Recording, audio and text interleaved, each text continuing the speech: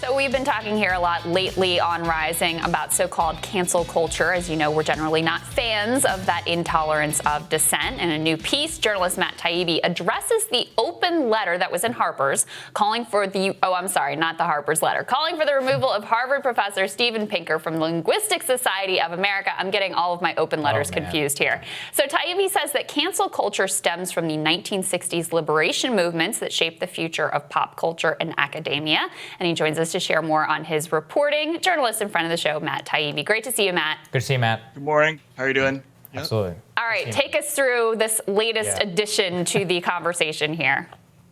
Yeah, I did talk about the Harper's letter as well. Right, you did. They kind of happened at the same time. So there was a group letter that was signed by over 500 academics denouncing Steven Pinker, the linguistics professor at Harvard.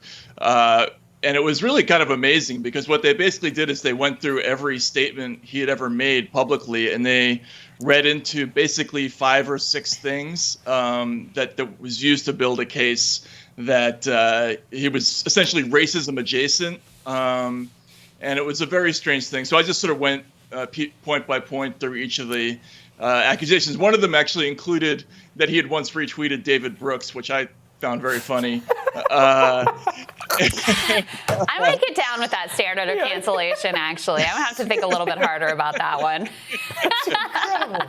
I mean, it was really funny because it's sort of like a transitive property of cancellation, because what they basically said is he retweeted David Brooks, who once had an opinion that arguably was problematic on X score. They even used that language, could be argued. So if you have supported someone who did something that once could be argued was a problem, then you're now responsible for all of that person's opinions, and that's now an issue. Oh, Matt, we are experts here on the transitive property of cancellation. We can go deep on that one. I could do a whole Substack post myself on that one. Matt, one of the most fascinating insights I saw that you reacted to was from Wesley Yang, who we also had on the show. He says, a problem with the letter is that it would not have been possible to mention, even in passing, the collapse of the Russiagate narrative, nor the reliance of other important narratives on provable falsehoods, and get the 153 signatories that they got.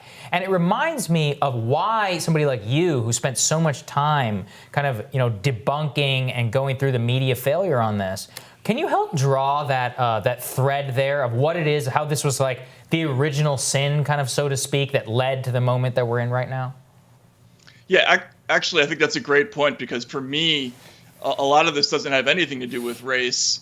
It just has to do with the general sort of intellectual intolerance in this atmosphere that's been created around certain kinds of moral manias. And the Russiagate story was a classic example of that. What ends up happening in these situations is, if you have the wrong opinions about something, and there's some very notable signatories who are absent from the letter, and because they were critics of the Russiagate story, what happens is, once you are a critic of something that everybody else is in favor of, the sort of ick factor gets thrown up around your personality, and nobody wants to associate with you. And it's sort of a disciplinary method that is used to keep people away from unorthodox opinions. So only people like maybe Glenn Greenwald or myself or a few other folks were willing to come out and say publicly some things that were pretty obvious to a lot of reporters about the holes in that story. But it was the fear of the social retribution, and to a secondary degree, the professional retribution, that kept people away from saying certain things. And that's what happens in many contexts now. And that's what Wesley was referring to, I think. Mm-hmm. Well, and obviously here we have tremendous respect both for you and for Glenn, and the courage that you've shown on that issue and on other issues as well. But it's no accident that the two of you and others who were able to speak out in a courageous way on this issue were people who basically already had established platforms, right? It's very hard to cancel Glenn Greenwald. It's very hard to cancel Matt Taibbi. And so even more pernicious is the effect that this has on people who are just starting out in the industry, who are sort of mid-career, who are just like coming up in the profession. That's where that chilling of dissent is even more damaging, and where if you dare stick your head out, you're really in trouble of having your entire career quashed. Yeah, and this is where the criticism of the letter that I found really irritating was that, oh, look, it's people like Steven Pinker and Salman Rushdie and J.K. Rowling who could never be canceled. Well, that's the point. The only people like that are going to sign this letter for the most part, right? The real damage of this new kind of thinking is for people who are not secure in their employment status, because everybody sees these examples of people who are denounced or who are the subject of letters and are cast out of their jobs and are basically unemployable going forward. And so what ends up happening is people just stay as far as they possibly can from whatever they perceive the third rail to be. And you end up getting this very stultifying intellectual culture. I mean, it's exemplified to me in the New York Times op-ed page right now, which is basically a whole bunch of people agreeing with each other and, Russ Staffhat, right? That's what you get. And that happens when everybody's afraid to be the first person to stop applauding at the ball, basically. Right, and Matt, let's lay that out, because what impact does this have on the future of media itself? Because on the one hand, Crystal and I were kind of like, you know what, maybe it's a good thing. Maybe it's a good thing that the mainstream media just is going to go all in on this and have its own narrative so that people like you and us and others can rise up and just tell the truth. On the other hand, this is the destruction of a storied institution.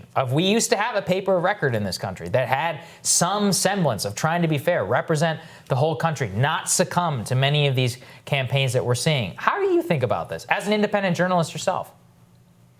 Yeah, I mean, I think it's going to end up working out great for people like me and for people like you and Crystal. But I think it's a real loss for the profession. As much as I've criticized the New York Times over the years, it was and it has been a very important institution in America. Just the sheer amount of resources that they were able to throw at certain issues, just to be able to count things like the damage that is done in wars and things like that. Right. No one else has that kind of reach. And what ends up happening, what people don't understand is the damage that's done by this is not to, like, say, the conservative point of view. The damage is actually done to the liberal-minded readers and the people who work in these institutions, because when you don't have those other points of view, that's when you make mistakes like 2016, when the New York Times completely missed the entire Trump phenomenon and miscalled the election because they weren't in touch with what's going on in the rest of the country. Like, if you have a monoculture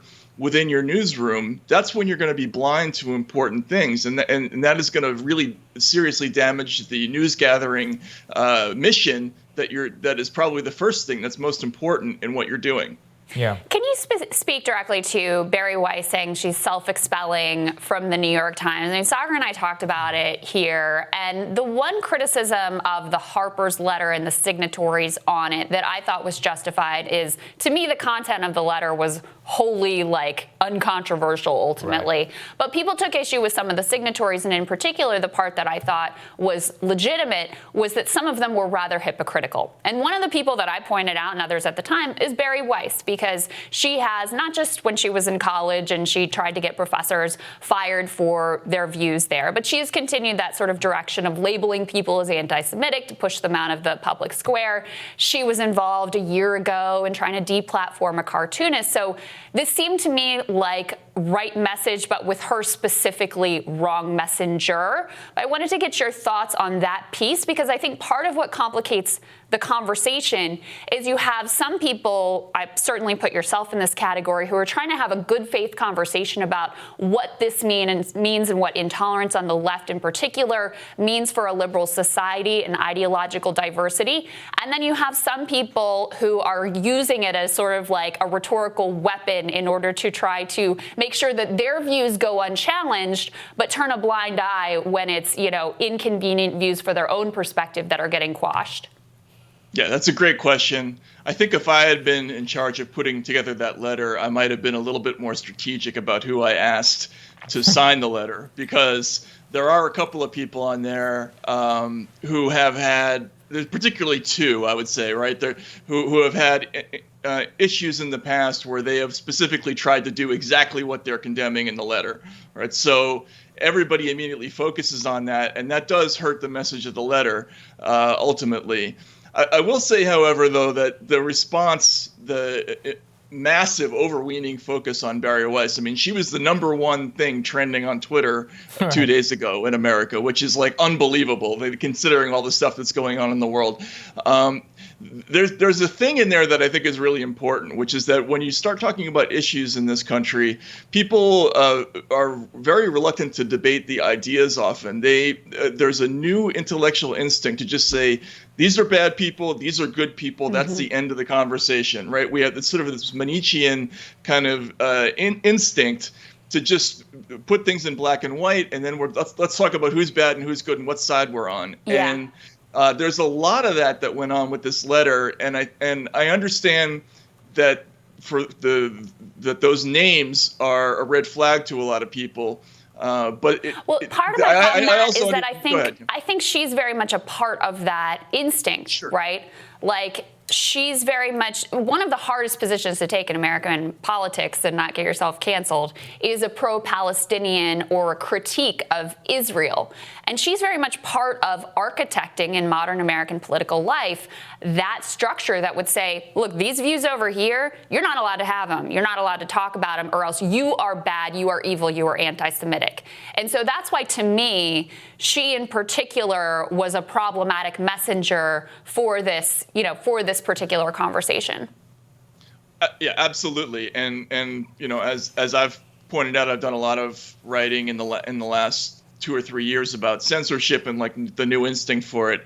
Really, the first people who end up being targeted in almost every new form of censorship are Palestinian activists, right? If you look at something like the regulations on Facebook or the campaigns against what they call coordinated inauthentic behavior, almost inevitably the first canaries in the coal mine are Palestinian activists who are sidelined, right? And institutional America is very, very brutal on those people. And same thing on campuses. So you're absolutely right. And again, if it had been me, I probably would not have chosen certain people to be put on that list. I do, however, understand why she was on the list, because she does exemplify a little bit of that thing I was talking about before, where we put ick around people on Twitter and we use that to kind of shut down debate. She's been icked probably as much as nearly everybody on Twitter except for maybe me and Glenn, but so I get it. You're right. Yeah. We stand on this show with anyone who's been icked, including ourselves. We've been there. Yes. All right, Matt, thank you so much. Always great to have your insights. Right. Thanks so much. Talk to you soon. A lot more rising for you after this.